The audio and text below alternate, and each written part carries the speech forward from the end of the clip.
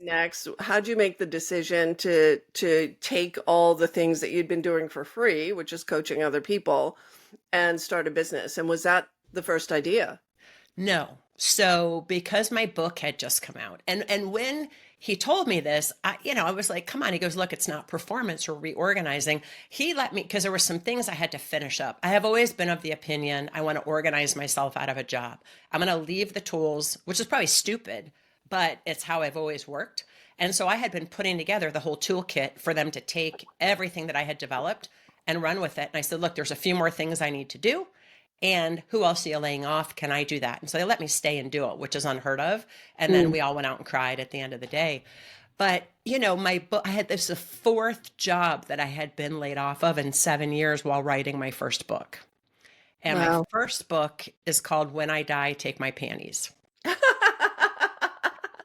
I love it. And that's something my mom told me to do. She was diagnosed with ovarian cancer, stage 4, which was very low survival rate, but she lived over 5 years, which was unheard of.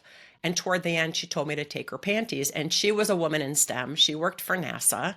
Mm. We'll get to the theme here. She was somebody who had helped train teachers to use the NASA curriculum to teach kids in inner cities to get them more excited about engineering and math and getting more young people into math, science, and engineering. And I was like, "Ma, your life made such a difference. Let's have your death make a difference too." So when I was laid off, I sat on it for like a week, to be honest. Yeah. Like, is there a message here? And a bunch of the higher ups at the company were calling me to find out what were you doing. They were interested in bringing me over. I'm like, yeah. After a week, I'm like, nope, going into business for myself. And I thought I was going to write and speak on the topic of ovarian cancer, which I Mm. did 4 months. There's no money in that. There's no money Yeah. in that. Wasn't getting paid for that. It was the goodness of my soul. And I felt Mhm. good to educate women and know of at least 3 women that were diagnosed stage 1 from reading my book, but it wasn't paying the bills. Right. And one of my coaches, and I had completed with this company in 2015, my NDA was up. And one of my coaches said to me, like, "You got to make some money. Your severance is running out." I'm like, "Yeah, it is." I had a good long line of severance. And so, I hung my shingle out. And the first couple of years, quite honestly, were like throwing spaghetti at the wall to see what stuck. Trying to figure it out. What did I really want to do? What was the right way to run my business? Was this what I wanted? And imposter syndrome came in because I had a big contract with a big tech company and I was sucked into the toxic culture without realizing it, which is Wow. so easy for us to do. And when I wasn't in front of the group that I was coaching, or coaching people one on one, I was under the covers, hiding out, feeling sorry for myself, crying, upset. This is 2019. And we know what happened in 2020. So Yeah. you get laid off. You think you're gonna talk about your mother's legacy and, help women with ovarian cancer. You're trying a bunch of things, seeing what sticks. And what many women don't realize is once you leave the identity of the corporate role that you've established for yourself, and right, Yeah. so whether you like it or not, the rules are clear, expectations are clear. We know what good looks like, we know what not good looks like. And then you leave that structure behind, for better or for worse, toxic or non-toxic. There's no guardrails. There's no guardrails. And I loved what you said about that identity because for me, it was one thing to not have the corporate salary and that kind of thing. It was yet another thing because how people knew me as a coach was for this company. And, when I was on my own, I had to deal with, well, what ideas do I have that aren't theirs? Because I was very careful not to use their tools or their distinctions, as they call them. It was landmark education, landmark Hmm. worldwide, you know?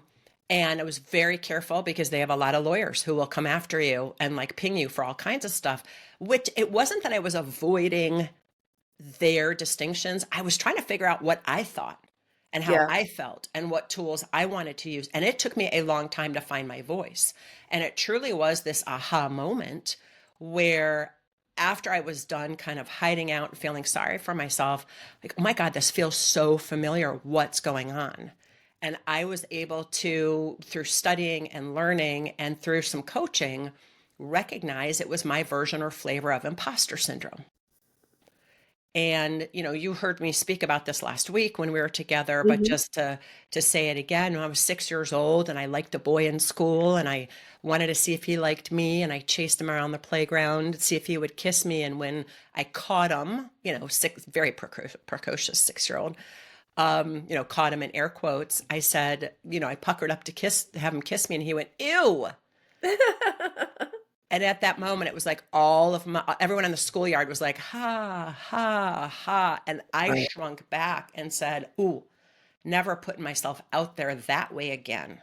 Yeah. Always going to be pushing somebody else forward. Well, it's no accident.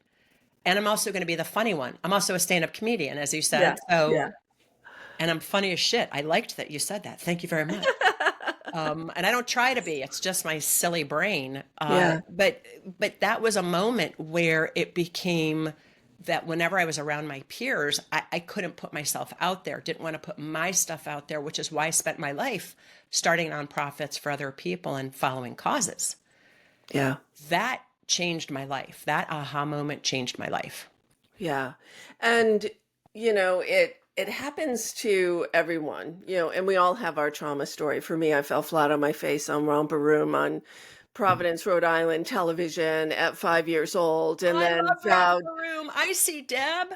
I know, Miss Bonnie, um, and decided it wasn't safe to be out in front. Uh-huh. So right. So we all have our individual traumas of it's not safe to be out in front. And you're making this leap, whether it's climbing the corporate ladder Yep. and being out front as a senior leader, which we've both done that trail as well, or making this leap, creating this new identity to entrepreneur.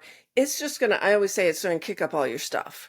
And, Absolutely. the stuff that's unconscious, but you and I both agree on something, and I'd love for you to tell your version of it, which is imposter syndrome isn't real. It's not No. a syndrome. No Yep. one identified it. The World Health Organization hasn't identified it as a disease. So tell us what you think imposter syndrome is all about, and how do you work with women in, getting out of that feeling or that conditioned response? So the thing of it is imposter syndrome is not a syndrome. That is a medical diagnosis. Like you said, the World Health Organization, no doctor can diagnose you with that.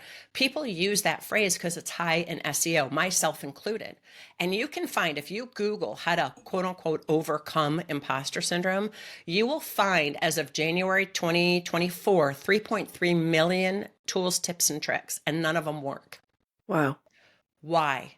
Because imposter, quote unquote, syndrome is something that happens in real time. The two women that discovered it, the researchers that labeled it, actually originally called it imposter phenomenon because it's phenomenological. It's an as lived experience, and it is simply an amygdala hijack. Yep. And the amygdala is that reptilian part of the brain that governs fight, flight, freeze, or fawn. And any moment that you or I, said another way, the brain, because we all have a brain, has any experience of feeling under attack, you're going to experience an amygdala hijack. The feelings are real, the heart palpitations, the pit in your stomach. So even if you're climbing the corporate ladder, how do you have your voice heard? And then you're moving into entrepreneurship, you're still faced with how do you have your voice heard? But for many of us, we've learned bad behaviors about how to have our voices heard. And part of that is the brain pattern that has stuck with us since we were little kids. And I always say it's not traumatic or dramatic. It's some innocuous event, falling in romper room, kissing a boy in a schoolyard, that in that moment, the body, the brain and the body, because the body comes first, gut, heart, mind, experiences some unwanted emotion, embarrassment, Hmm. fear, worry, concern, all those things. And the brain goes, oh, wait a minute, we got to protect this one. Because it used to be actual physical attack. Now it's psychological, that we're Hmm. psychological threats. But the brain doesn't know the difference because neuroscience tells us the brain's never dealing with reality, ever. The Right. brain is consistently taking in information, comparing it, compartmentalizing it. So when we were a little kid, something happened, and this is the work that I do with my clients, is I help them get back to that moment and recognize, number one, that whatever decision we took, whatever the unwanted emotion was, the brain said, okay, got to figure out a way not to have that happen again. My decision was, in hindsight, never going to put myself out there, but as an adult, I'll push you forward. I'm not going to get out in Mm-hmm. front, or I'll just be the funny sidekick. Either one of those two were kind of my two legs that I stood on. But it's like I only had this car that went drive and reverse. I didn't know there was a whole world out there. So I've had an upset 6-year-old running my life and my business.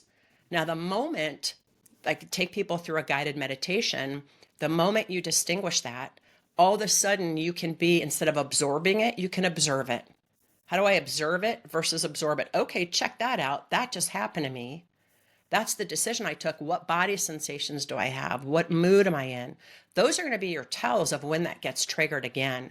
And the key is, once you identify that brain pattern and disrupt it, you're literally, and I'm not going to say this well, Deb, because I'm not a neuroscientist, but you think about neural pathways, right? Mm-hmm. When that thing happened, we created a neural pathway between two Mm-hmm. neurons. The moment you identify that and are able to telescope out and go, okay, I'm now watching this like I'm watching a scene in the movie. I was 6. I had a snowsuit, kissed Keith Burpee. People laughed. That's all that happened. I mean, someone else might have kissed him again. Mm-hmm. Not me. I shrunk, right? I shrunk. Could have been, I said, I'm never, I mean, I have worked with so many clients, so many stories about this, but we all react in different ways to those situations. The key is we're going to continue to rely on that brain pattern to avoid that same experience unless we identify and disrupt it. And the moment we disrupt it, we're breaking that neural pathway. We're ungluing the tentacles that connected those two neurons. And the more we can be in a metacognition level of observing our thoughts as thoughts, of witnessing our emotions Mm-hmm. as emotions, the more we can start to be in wonder and explore and, okay, well, how else can I show up in this moment? I always say, who can you be? Because we're human beings, not doings.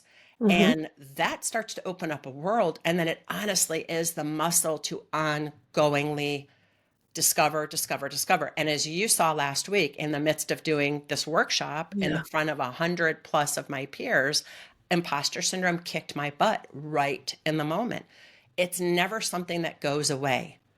We just keep kind of peeling away the layers, but I never use an onion. People always talk about that, but I'm like, onions make you cry, dude. Don't want to know. I'm going to go with an artichoke, because at the center of every artichoke is what? Our beautiful A hearts. heart. Yeah. And that's truly, we just keep, I work with people, and so do you, restoring people to their true soul and passion.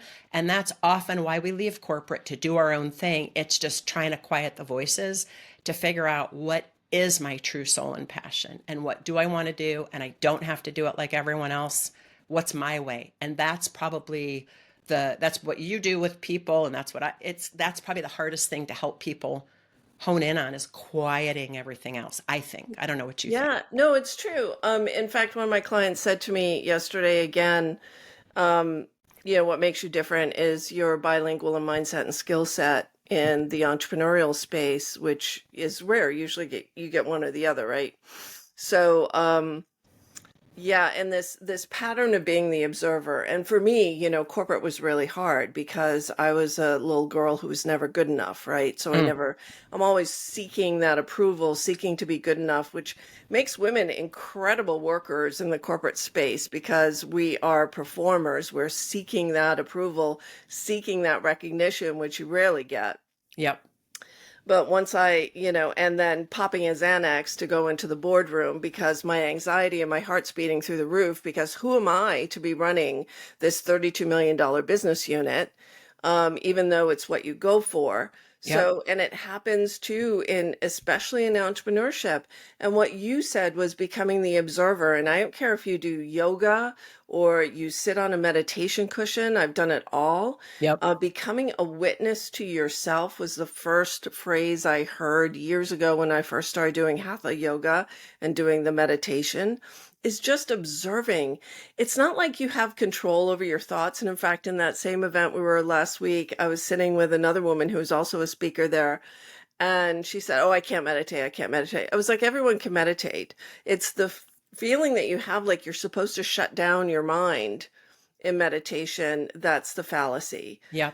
In actuality, we want to observe what's going on, because in that observation you can identify those amygdala hijacks and choose to make a new choice in that moment. And you are, in fact, rewiring those neural pathways. You're creating a new personality. If we draw on Dr. Joe Dispenza, most of us have a personality that was fixed by the time we were 35 years old.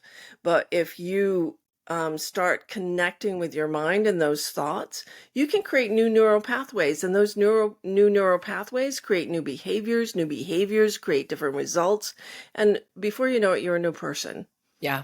right? Yeah.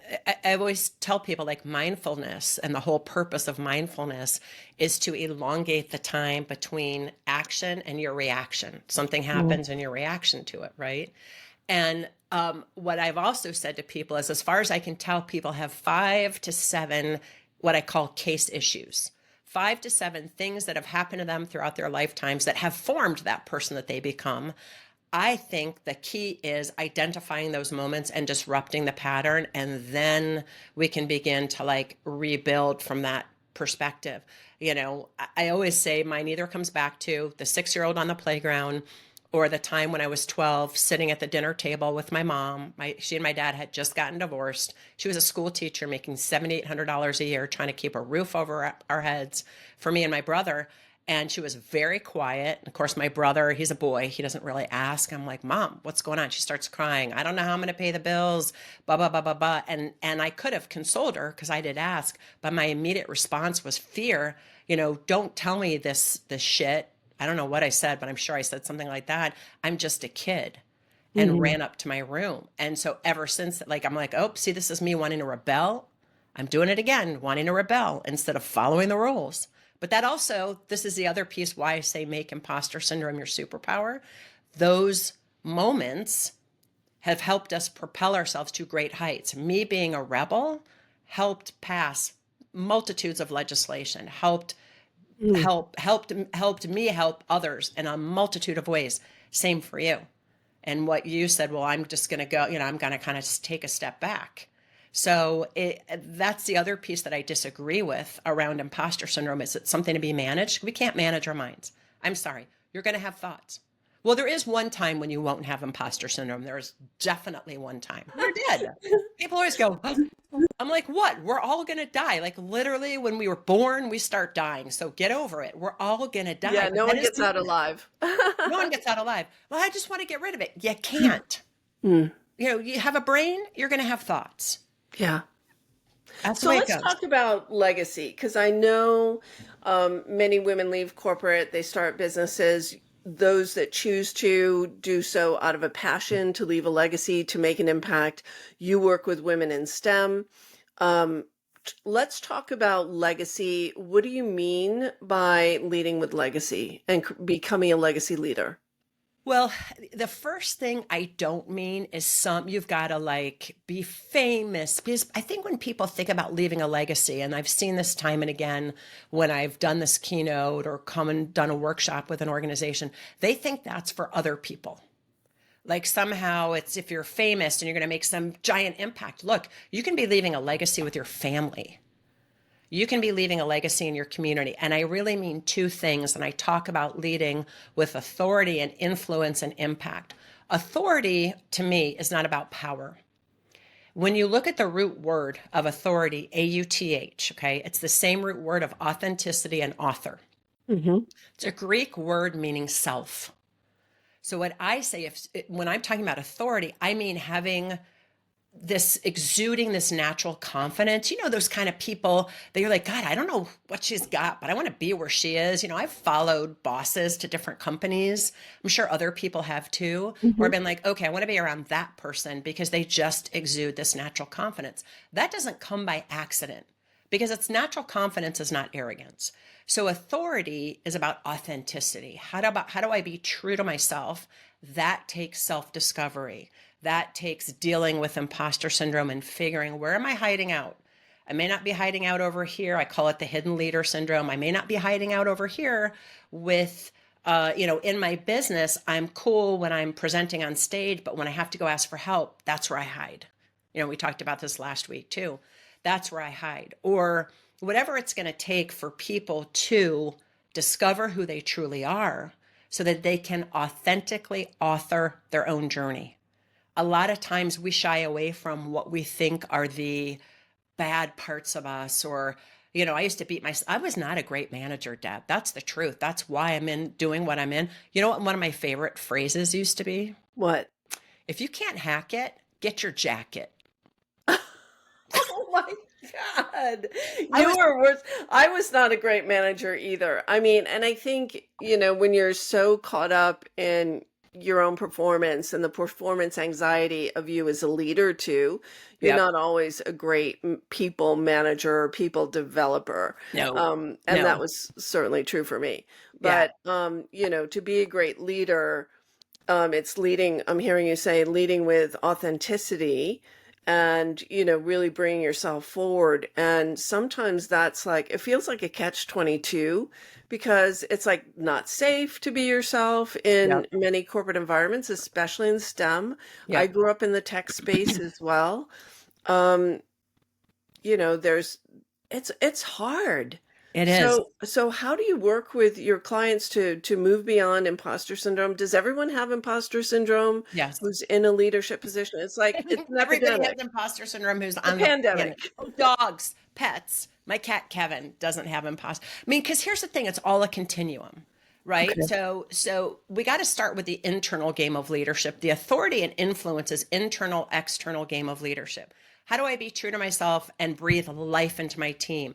Influence comes from the word influer, which used to be about the planetary influences and moving energy into things. It wasn't until the industrial age that it became about making somebody do something and, force, that sort of thing. So the internal game is being true to yourself and being vulnerable. And I'm going to answer your question and checking in with your heart. And so then when we're confident in who we are, we can feel like, okay, I can breathe life into my team so that I can empower them to say they've done it themselves. They don't have to look at me as this hierarchical piece. Everybody is in this together. And then that's how we make the impact because we are being true to ourselves. It is difficult, particularly in male dominated industries. And I recently heard a former executive in one of these industries say that her coach told her to stop standing up in meetings and shaking hands and to be quieter and to smile more. And as a result, she moved up the corporate ladder and made more and more money. And the more she moved up and the more she did that, the less and less she felt like herself and the more detrimental it was to her sense of self. And that's what we really have to get down to. Number one, it's baby steps. How can I be vulnerable and authentic in this meeting? I had a meeting yesterday. It was a difficult conversation. And I started because some stuff happened with my family last week. Mm-hmm. And I said, I'm just going to let you know from the get-go, got some family stuff that I'm dealing with, and my emotions are very close to the surface. So I'm going to do my best to check them. But there's a difference between being, personal or private, right? So you Mm-hmm. can say things that are personally going on with you without having to give all the details in a meeting. You Yeah. can, it's also about how you show up in that meeting. Are you going to show up and shrink because you don't think your voice is going to be heard? Or how can you very diplomatically say, hey, Sean, whoever Sean, the bro, who spoke over you or didn't, I've had my hand up for a minute here. I'd like to interject. I once was in a meeting a couple weeks ago and it was this board meeting and I was trying to get words out and two of the men in the room kept like filling in my words. And I said, stop filling in my words. I think what we all can use right now is curiosity versus conclusion. So can I invite you to come from curiosity, really hear what I have to say, distinct from you filling in the blanks, thinking you already know? Would that be okay? And I've learned, I mean, it's Wow. taken me a long time to be able to say it. And I said it in a kind way. And they were like, oh, yeah, sorry, we didn't realize we were doing that. And then I explained my point of view. But we've got to make baby steps to ensure we're heard. And it is baby steps. The worst thing we can do is fall prey to whoever that big consulting firm coach was, who I will not name, who was like, Hmm. yeah, you should just, you know, fit yourself in. And I tell women, you got to stop whittling, stop whittling. You may feel like a square peg in a round hole. Hmm. Make the hole squarer. Yeah. Make Yeah. the hole square. Interesting. Yeah. So, one of the biggest things, I want to bring this back to entrepreneurship a little bit, is when you make this shift in identity from leader to entrepreneur, it's all uncomfortable because everything Oh, is outside your comfort zone. yeah. So the amygdala hijacks are real, and yet visibility is currency. And I think women, especially women in their 50s and above, those of us who really didn't grow up with a cell phone in our hands and doing selfies, that visibility is one of the primary causes of feeling like an imposter. Like, I don't know Yep. what to say. Yep. I feel uncomfortable in front of a camera. And what advice do you have for those of us who are creating a different identity, right? So jumped off the corporate ladder, or maybe we reached the top of the corporate ladder and that was enough, and now we're creating a new identity. We're starting all over again from the bottom. What's some of the advice that you have for getting over the feelings of, I don't know what I'm doing, who's going to listen to me, how do I establish myself? The market's all crowded. There Yep. are dozens of people like me. Those are the things that go on in people's minds. Yeah. Well, number one, you don't need to get rid of the feelings or the thoughts. They're going to be there. And I think it's important because the more we try to push them, plus ça change, plus ça la même chose. The Hmm. more things change, the more they stay the same. The more we try to push away, don't think of the pink elephant, Hmm. Deb. Pink elephant. What kind of pink elephant? What does she mean? Dumbo? Did she mean Dumbo? Was Dumbo pink or was he gray? No, He could Dumbo was fly. blue. I want to fly. I want to go to Hawaii. You know what I mean? Like the brain just goes off. The more we try to force those thoughts and feelings away, the bigger they're going to feel. What I often will say to people is you got to deal with the fake fear and you got to separate fact from fiction. That is, I do this whole thing called the power code. Pursue your story, pursue the facts, own your stories. That's the first two letters of the power code. So as you're thinking about taking that first step, sending out that email, publishing that website, writing that blog, reaching out to somebody to share with them what you're up to because somebody told you you need to make 10 connections a day and talk to people because you have a really good coach named Deb and she's like, well, you just got to start, right?